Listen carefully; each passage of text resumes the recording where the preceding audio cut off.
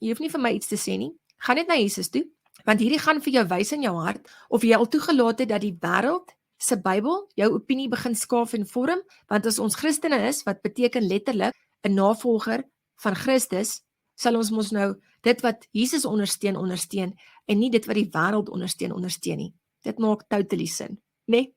So, eerste enetjie, seks voor die huwelik. God se woord sê, marriage should be honored by all and the marriage bed kept pure, for God will judge the adulterer and all the sexually immoral. One night stands, is nie God se hart nie. Die Here sê ons moet die huweliksbed eerbaar hou, kosbaar hou, soos wat hy dit gemaak het. God se lisensie vir seks is die huwelik. Dit is sy groen kaart. Ons het nie 'n ander kaart nie. As ons dit buite God se parameters doen, as ons dit buite God se borders doen, dan maak ons dat dit wat eerbaar was, immoral raak, nie meer eerbaar raak nie. En dan doen ons nie God se wil nie. Dit honor hom nie.